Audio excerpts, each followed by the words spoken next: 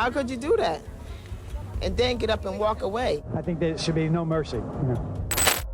Năm 1997, một nữ sinh trung học 18 tuổi với vẻ ngoài dịu dàng và đôi mắt trong veo đã giấu kín một bí mật khủng khiếp, mang thai ngoài ý muốn. Cái thai trong bụng trở thành gánh nặng đè lên đôi vai còn non nớt, khiến cô phải sống trong sợ hãi và dằn vặt. Trong đêm dạ hội cuối cấp mà ba cô gái mơ ước, cô gái trẻ một mình đối diện với cơn đau đẻ dữ dội trong căn phòng vệ sinh chật hẹp. Đó là một trải nghiệm kinh hoàng, vượt quá sức tưởng tượng của một cô gái mới lớn. Sau khi sinh con, trong cơn hoảng loạn tột độ, cô đã đưa ra một quyết định sai lầm. Một quyết định mà cô phải hối hận suốt đời. Đứa trẻ sơ sinh vô tội và mong manh đã bị tước đoạt cơ hội được sống. Cơ thể bé nhỏ được tìm thấy trong một chiếc túi rác lạnh lẽo. Sự việc này đã gây chấn động dư luận và để lại nỗi đau khó nguôi trong lòng mọi người. Điều đáng kinh ngạc hơn cả là sau khi gây ra tội ác kinh hoàng, cô gái trẻ vẫn có thể trở lại buổi dạ hội như chưa hề có chuyện gì xảy ra. Khuôn mặt cô vẫn tươi cười vui vẻ tận hưởng bữa tiệc. Tin tức về bi kịch kinh hoàng này nhanh chóng lan rộng và gây phẫn nộ dư luận, thu hút sự chú ý đặc biệt từ truyền thông trong và ngoài nước. Cô gái trẻ trở thành tâm điểm với biệt danh The Prom Mom, người mẹ dạ hội. Một danh xưng đầy ám ảnh. Câu hỏi lớn nhất mà công chúng đặt ra là liệu đứa trẻ có được sinh ra trong tình trạng còn sống hay đã mất từ trong bụng mẹ? Và làm thế nào một cô gái trẻ lại có thể ra tay tàn nhẫn với chính đứa con của mình? Để hiểu rõ hơn về vụ án này, chúng ta cần nhìn lại cuộc sống của cô gái trẻ trước khi sự việc đau lòng xảy ra. Các bạn đang theo dõi kênh Văn Tùng Siêu Kỳ Án và mình là Văn Tùng. Nếu các bạn cũng yêu thích phá án và những câu chuyện trinh thám hấp dẫn, hãy để lại một like cho video và một subscribe để ủng hộ cho Văn Tùng Siêu Kỳ Án. Còn bây giờ, mời các bạn theo dõi vụ án ngày hôm nay nhé. Melissa Drexler, sinh năm 1978 và lớn lên ở khu vực Forks River, thị trấn Lacey, tiểu bang New Jersey, một vùng ngoại ô yên bình, chỉ cách bãi biển Jersey Shore một quãng ngắn. Là một gia đình công giáo sùng đạo, nhà Drexler luôn sống hòa hợp với mọi người. Chính vì vậy, Melissa, khi là con một trong gia đình, đã được nuôi dạy trong một môi trường tràn đầy yêu thương và đức tin. Trong những năm tháng tuổi teen, Melissa là một cô gái đầy mơ mộng. Cô đam mê vẽ và thiết kế thời trang, nuôi dưỡng ước mơ một ngày sẽ được đặt chân đến New York, thành phố của những ánh đèn sân khấu và những bộ sưu tập thời trang đẳng cấp thế giới. Melissa thường dành thời gian rảnh rỗi để phác thảo những mẫu thiết kế mới. Đôi mắt sáng lên khi hình dung về tương lai đầy màu sắc. Melissa còn có một người bạn thân tên là Rebecca. Cả hai thường cùng nhau chia sẻ những bí mật, những ước mơ và cùng nhau vẽ nên những bức tranh về tương lai tươi đẹp. Vào năm lớp 10, Melissa tình cờ gặp John Lewis, một chàng trai lớn hơn cô 2 tuổi. Tình yêu của họ nảy nở một cách tự nhiên, từ những buổi hẹn hò đơn giản cho đến những cuộc trò chuyện thâu đêm. John luôn ủng hộ ước mơ của Melissa và cùng cô vun đắp những kế hoạch cho tương lai. Cuộc sống của Melissa lúc đó thật bình yên và hạnh phúc. Cô có gia đình yêu thương, bạn bè thân thiết và một tình yêu đẹp. Không ai ngờ rằng, chỉ một thời gian ngắn, cuộc đời cô lại rẽ sang một hướng khác, đầy bi kịch và đau khổ. Chẳng bao lâu sau, mối quan hệ của Melissa và John trở nên nghiêm túc hơn. Họ bắt đầu hẹn hò thường xuyên và tình cảm ngày càng sâu đậm. Mặc dù còn khá trẻ, cả hai đã quyết định tiến xa hơn trong mối quan hệ và bắt đầu quan hệ thân mật. Họ thường tranh thủ những lúc rảnh rỗi, chẳng hạn như khi John tan làm đêm để ở bên nhau. Tuy nhiên, tuổi trẻ thường đi kèm với sự bồng bột và nông nổi, khiến các bạn trẻ dễ dàng đưa ra những quyết định sai lầm. Họ nghĩ rằng mình bất khả chiến bại, rằng tương lai còn dài và họ có thể sửa chữa mọi sai lầm. Nhưng cuộc sống không phải lúc nào cũng diễn ra theo ý muốn, và những quyết định vội vàng có thể để lại những hậu quả khôn lường và đau lòng. Mối quan hệ của Melissa và John luôn là tâm điểm chú ý của bạn bè. Họ thường xuyên chia tay rồi lại làm lành, nhưng tình cảm giữa họ luôn sâu sắc và mãnh liệt. Melissa thường là người chủ động làm lành, còn John dù cố tỏ ra lạnh lùng, nhưng trong lòng luôn mềm yếu trước cô. Theo bạn bè, Melissa và John là một cặp đôi hoàn hảo. Họ yêu nhau say đắm và luôn dành cho nhau những điều tốt đẹp nhất. Nhưng bên dưới tình yêu sâu đậm ấy, cả hai vẫn còn quá trẻ để nghĩ đến tương lai lâu dài.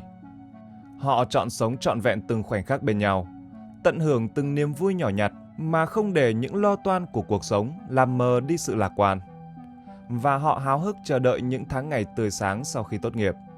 Nhưng không ai trong số họ ngờ rằng số phận đã an bài một bước ngoặt bất ngờ, thay đổi mãi mãi cuộc đời của cả hai.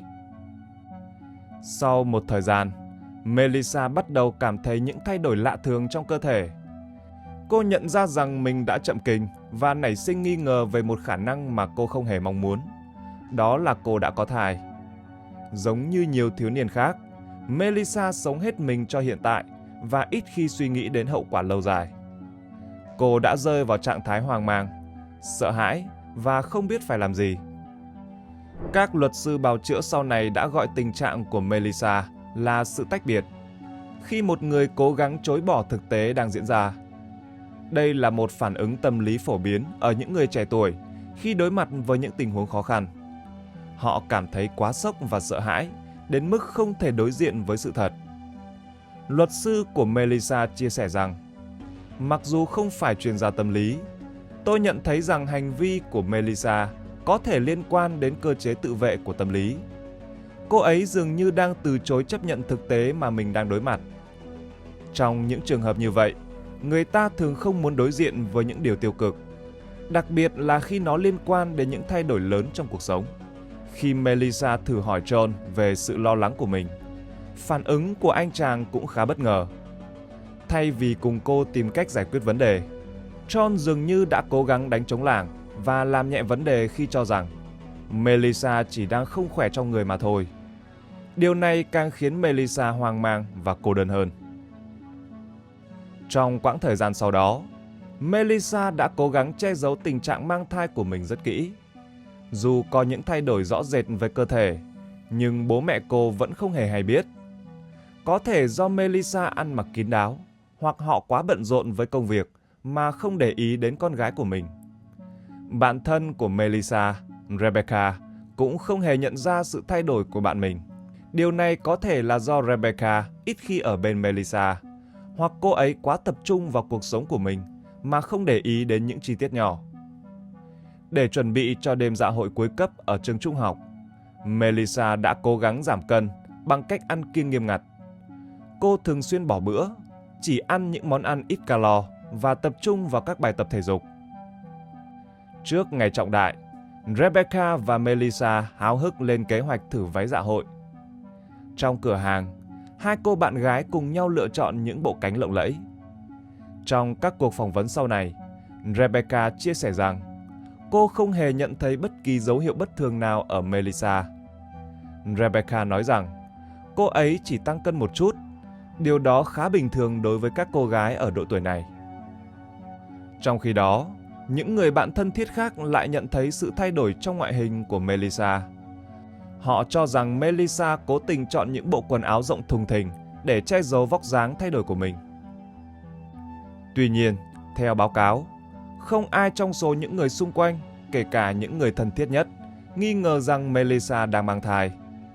Việc mang thai ở độ tuổi này thường bị xã hội kỳ thị và thiếu sự thấu hiểu. Thậm chí bản thân Melissa cũng có vẻ như đang cố gắng phủ nhận sự thật. Điều này không phải là hiếm gặp. Việc phủ nhận mang thai là một phản ứng tâm lý phổ biến ở những người trẻ tuổi khi đối mặt với những tình huống ngoài ý muốn. Họ cảm thấy sợ hãi, xấu hổ và không biết phải làm gì. Xã hội thường kỳ thị những cô gái mang thai ngoài ý muốn, khiến họ cảm thấy cô lập và bị xã hội ruồng bỏ. Để đối phó với áp lực này, nhiều người đã chọn cách chối bỏ thực tế, tự lừa dối bản thân mình rằng mọi chuyện sẽ ổn. Cơ chế phòng thủ này giúp họ tạm thời thoát khỏi cảm giác đau khổ và lo lắng. Tuy nhiên, việc phủ nhận vấn đề sẽ không làm cho nó biến mất. Trái lại, nó có thể dẫn đến những hậu quả nghiêm trọng hơn về sau. Một số người trong số họ có thể nhận thức được rằng họ đang mang thai, nhưng vì sợ hãi và không biết phải đối mặt thế nào, họ đã chọn cách lờ đi hoặc phủ nhận sự thật này. Nhiều cô gái trẻ trong hoàn cảnh tương tự thường không tìm kiếm sự giúp đỡ từ các dịch vụ chăm sóc thai phụ, cũng không chia sẻ với gia đình hoặc bạn bè về tình trạng của mình. Họ cố gắng giấu giếm bằng cách ăn mặc rộng rãi, tránh các hoạt động thể chất và hạn chế tiếp xúc với người khác. Lời khai sau này của John cũng cho thấy anh ta không hề hay biết về tình trạng hay cơ thể của bạn gái đã thay đổi ra sao, chứng tỏ Melissa đã rất giỏi trong việc giấu giếm. Cô thường đến nhà John vào buổi chiều và dành nhiều thời gian ở đó, tạo cơ hội để che giấu những thay đổi trên cơ thể. Hành vi của Melissa đã cho thấy một thực tế đáng buồn. Nhiều cô gái trẻ khi mang thai thường cảm thấy cô đơn và không có ai để chia sẻ. Họ sợ bị gia đình, bạn bè và xã hội phán xét. Vì vậy họ chọn cách im lặng và đối mặt một mình. Đêm dạ hội được tổ chức vào thứ Sáu ngày 6 tháng 6 năm 1997. Khi đó, John với bộ vest lịch lãm đã đến đón bạn gái của mình. Còn Melissa mặc một chiếc váy đen, tóc búi cao, trang điểm nhẹ nhàng. Dưới lớp váy, cô đang giấu đi một bí mật lớn. Không ai trong số những người có mặt tại buổi dạ hội nhận ra điều bất thường về vóc dáng của cô. Cảnh tượng Melissa và John cùng nhau khiêu vũ dưới ánh đèn lung linh đã đánh dấu một đêm đáng nhớ trong cuộc đời của cả hai. Thế nhưng, ngày hôm đó, cái thai mà Melissa đã cố gắng phủ nhận bấy lâu nay bắt đầu báo hiệu sự hiện diện một cách rõ ràng. Giữa không khí náo nhiệt của buổi dạ hội, Melissa đang phải đối mặt với một cơn đau đớn khác biệt hoàn toàn. Cô ấy đang chuyển dạ. Khái niệm rối loạn phân ly thường được nhắc đến trong những trường hợp này. Nhiều cô gái trẻ, vì sợ hãi và không muốn đối diện với thực tế, thường tách mình khỏi cảm giác đau đớn và những thay đổi trên cơ thể. Họ tự nhủ rằng mình sẽ không sinh con, thậm chí ngay cả khi cơn co thắt đã bắt đầu. Trường trung học Lacey Township tổ chức đêm dạ hội cuối cấp tại một hội trường tiệc cách trường đến tận 45 dặm tại Aberdeen, New Jersey. Quãng đường từ nhà Melissa tới đó khá xa, và đêm hôm đó, Melissa đã có một hành trình đầy biến động mà chúng ta chỉ có thể phỏng đoán qua những thông tin rời rạc. Ngay khi đến nơi, Melissa đã vội vã tìm đến nhà vệ sinh. Trong khi đó, John Lewis đang háo hức chờ đợi cô tại sảnh tiệc, không hề hay biết về những gì đang diễn ra bên trong Melissa. John đã vô tình trở thành một nhân chứng bất đắc dĩ cho một câu chuyện đầy bi kịch.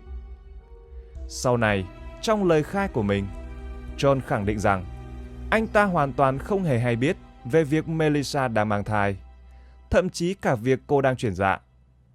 Anh ta chỉ biết rằng Melissa đã rời khỏi buổi dạ hội một lúc và khi quay lại, cô trông có vẻ khá mệt mỏi. Tại buổi dạ hội, Rebecca và nhiều bạn bè khác của Melissa đều khẳng định rằng cô không hề có biểu hiện của một người đang mang thai. Họ cho rằng Melissa vẫn giữ được vóc dáng thon thả và không có bất kỳ dấu hiệu nào bất thường. Tuy nhiên, trong khi mọi người đang vui vẻ khiêu vũ, một số người đã nghe thấy những âm thanh lạ phát ra từ nhà vệ sinh. Một nữ sinh chia sẻ với Newsweek rằng cô nghi ngờ đó là tiếng động của một cặp đôi đang ở trong tình huống tế nhị. Trong cuộc phỏng vấn, Melissa chia sẻ, "Tôi cảm thấy như thể tất cả chỉ là một giấc mơ. Tôi không hề tin rằng mình đã trải qua những điều đó. Tôi không có bất kỳ ký ức nào về việc mang thai. Mọi thứ diễn ra quá đột ngột." Việc Melissa bất ngờ biến mất trong một khoảng thời gian dài tại buổi dạ hội đã khiến bạn bè của cô vô cùng lo lắng. Tuy nhiên, họ không thể ngờ rằng trong lúc đó, Melissa đang trải qua một trải nghiệm đầy đau đớn và khó quên. Melissa đã bước vào giai đoạn cuối của quá trình chuyển dạ và đang cố gắng sinh con một mình trong không gian chật hẹp và lạnh lẽo của nhà vệ sinh. Sinh con là một quá trình đầy thử thách, đòi hỏi sự hỗ trợ y tế chuyên nghiệp. Việc Melissa sinh con một mình trong điều kiện thiếu thốn và vệ sinh không đảm bảo đã đặt cô vào tình huống vô cùng nguy hiểm. Cô có thể bị mất máu nghiêm trọng, nhiễm trùng hoặc gặp phải các biến chứng khác. Những thay đổi về hormone, dịch chuyển và hóa chất trong cơ thể cũng có thể gây ảnh hưởng nghiêm trọng đến sức khỏe thể chất và tinh thần của cô. Một số người đã nhìn thấy những giọt nước màu đỏ nhỏ xuống sàn nhà vệ sinh, nhưng họ không thể tưởng tượng nổi sự thật khủng khiếp đang diễn ra bên trong. Trong khi đó, trên sân khấu, các bạn học vẫn đang vui vẻ, vô tư, hoàn toàn không hề hay biết về nỗi khổ mà Melissa đang phải chịu đựng. Cô sợ rằng mình sẽ mang lại nhục nhã cho bản thân và gia đình. Cô không hề chuẩn bị tinh thần cho việc làm mẹ và không biết phải đối mặt với tương lai như thế nào. Sau gần nửa giờ vật lộn với cơn đau, Melissa cuối cùng cũng hạ sinh một bé trai nặng gần 3 kg. Thậm chí, trong không gian chật hẹp và thiếu thốn của nhà vệ sinh, cô tự mình cắt dây rốn cho con bằng những cạnh sắc nhọn của nắp thùng rác. Các chuyên gia tâm lý đã dành nhiều thời gian nghiên cứu để hiểu rõ hơn về tâm lý của những người phụ nữ trẻ rơi vào hoàn cảnh tương tự Melissa. Họ nhận thấy rằng, trong những khoảnh khắc khủng hoảng, nhiều người mẹ trẻ thường trải qua một trạng thái tách biệt với chính cảm xúc của mình.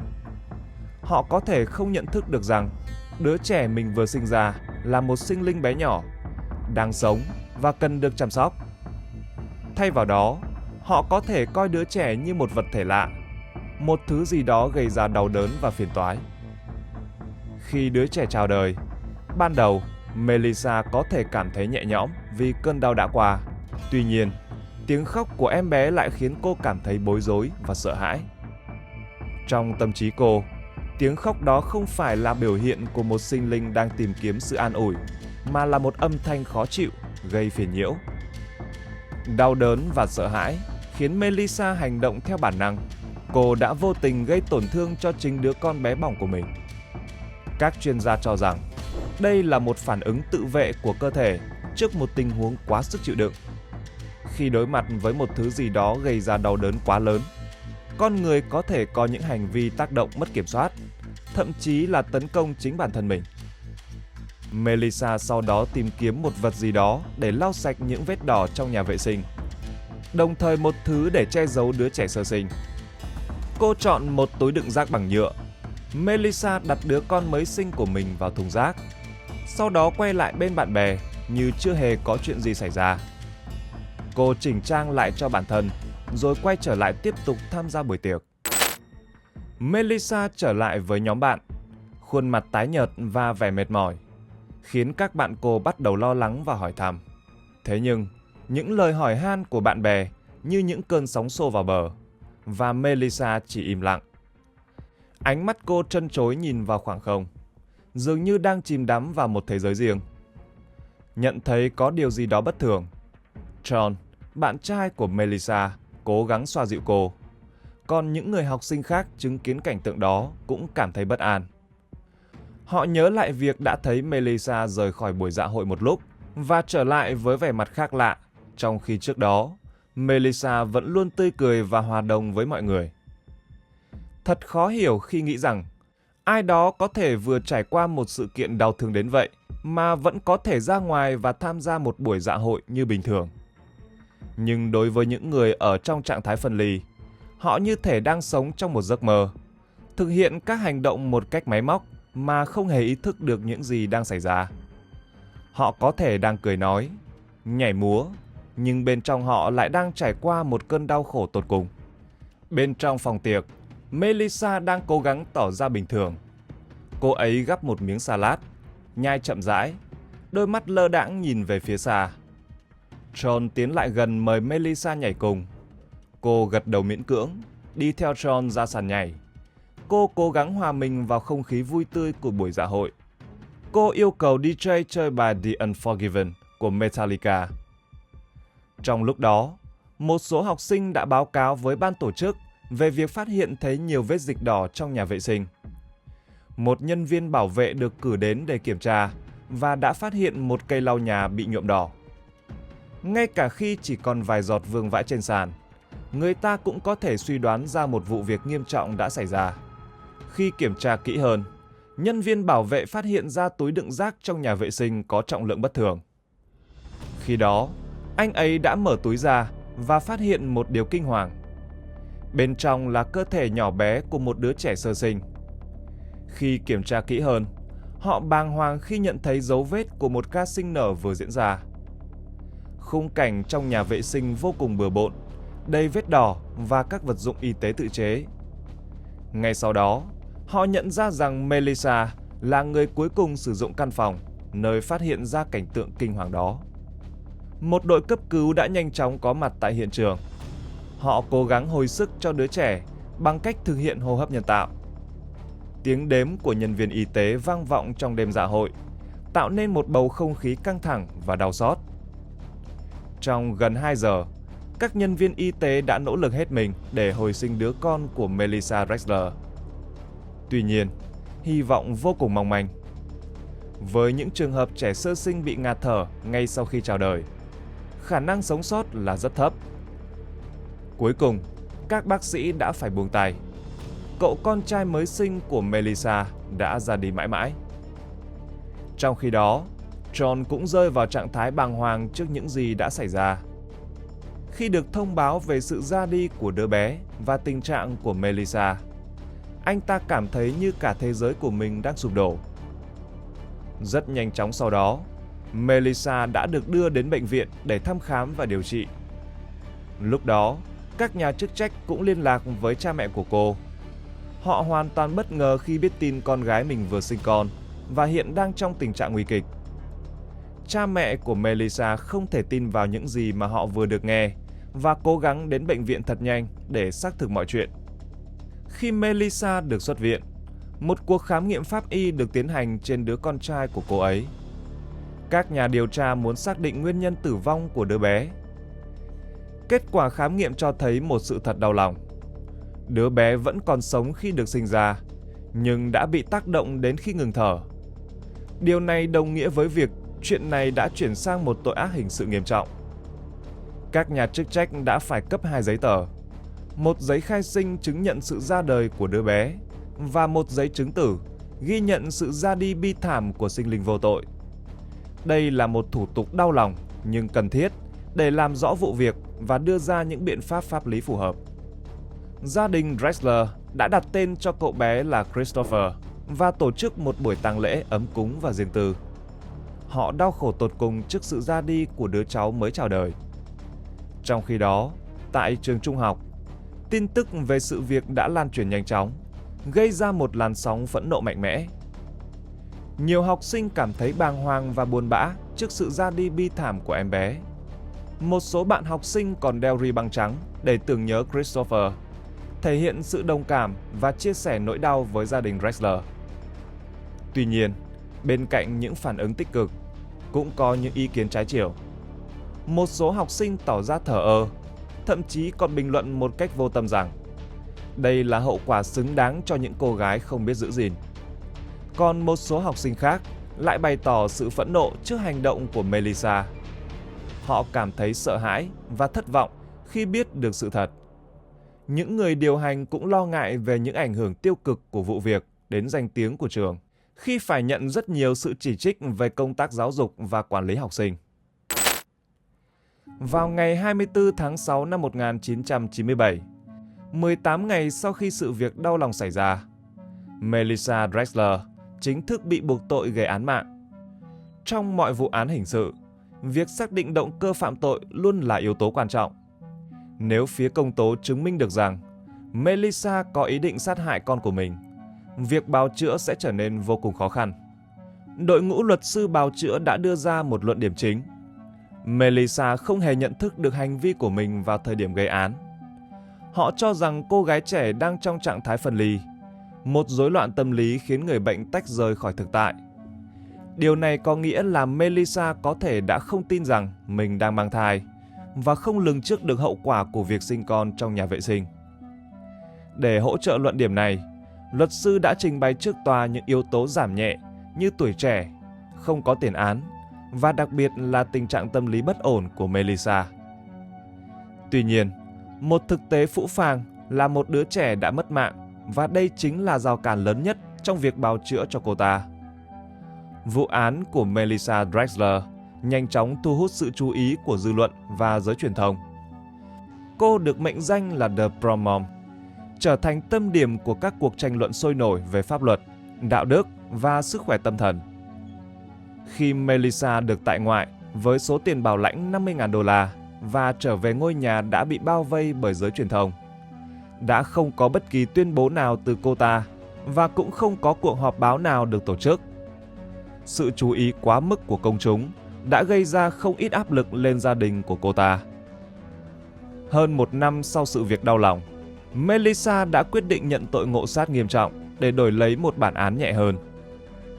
Trong phiên tòa, với giọng nói run rẩy, Melissa đã thừa nhận hành vi của mình. Tôi biết mình đã mang thai. Tôi giấu chuyện mang thai với mọi người. Tôi đến nơi tổ chức dạ hội, vào phòng vệ sinh và sinh con. Sau đó, tôi lấy túi đựng rác và phủ lên đứa bé, rồi bỏ nó vào thùng rác.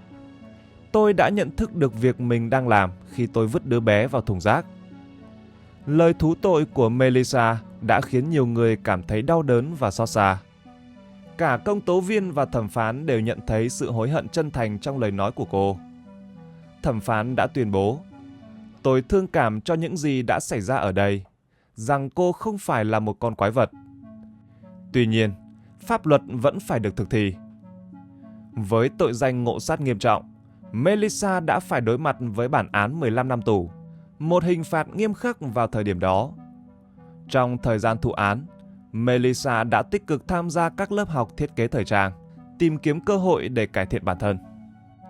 Vào tháng 11 năm 2001, sau khi thụ án 3 năm trong tổng số 15 năm tù, Melissa Drexler đã được thả tự do. Trước sự quan tâm của công chúng, cô đã chọn cách im lặng và không trả lời bất kỳ câu hỏi nào của các phóng viên, nhà báo. Cha của Melissa chia sẻ rằng, con gái mình muốn bắt đầu lại cuộc sống. Thật dễ hiểu khi Melissa muốn lẩn tránh sự săn đuổi của giới truyền thông. Câu chuyện của cô, dù đau lòng, đã trở thành một phần không thể xóa nhòa trong cuộc đời cô. Và chắc chắn, nó cũng là một bài học sâu sắc cho xã hội. Thậm chí, vụ án còn trở thành nguồn cảm hứng cho những sản phẩm văn hóa đại chúng. Chương trình truyền hình nổi tiếng Family Guy đã chế nhạo câu chuyện của Drexler qua một tiết mục hài hước, trong khi ban nhạc Nickelback cũng sáng tác ca khúc Throw Yourself Away, lấy cảm hứng từ sự việc này. Vụ án của Melissa đặt ra nhiều câu hỏi về việc hỗ trợ các thiếu nữ mang thai ngoài ý muốn. Trong khi có rất nhiều cặp đôi mong muốn có con nhưng lại gặp khó khăn, thì những cô gái trẻ lại phải đối mặt với những lựa chọn đau đớn và áp lực xã hội. Thay vì chỉ tập trung vào việc lên án và trừng phạt, chúng ta cần có những chính sách hỗ trợ toàn diện hơn để giúp các cô gái trẻ vượt qua giai đoạn khó khăn này. Các cô gái trẻ, đặc biệt là những người mang thai ngoài ý muốn, thường phải chịu đựng những áp lực tâm lý rất lớn. Họ tự trách mình, cảm thấy tội lỗi và cô đơn. Các tổ chức liên quan cần có những chương trình hỗ trợ tâm lý để giúp họ vượt qua những khó khăn này. Bên cạnh đó, cũng cần tạo ra một môi trường xã hội khoan dung hơn, nơi mà các cô gái trẻ không bị kỳ thị và cô lập. Vụ án ngày hôm nay đã kết thúc. Bạn suy nghĩ gì về hành động của Melissa Drexler? Liệu Melissa có thực sự nhận thức được hành vi của mình? Hãy để lại ý kiến bên dưới phần bình luận để cùng thảo luận thêm nhé. Và trước khi rời đi, đừng quên để lại một like, một subscribe và bật chuông thông báo để tiếp tục theo dõi những vụ án hấp dẫn trên kênh Văn Tùng Siêu Kỳ Án. Còn bây giờ, xin kính chào tạm biệt và hẹn gặp lại các bạn trong các video tiếp theo.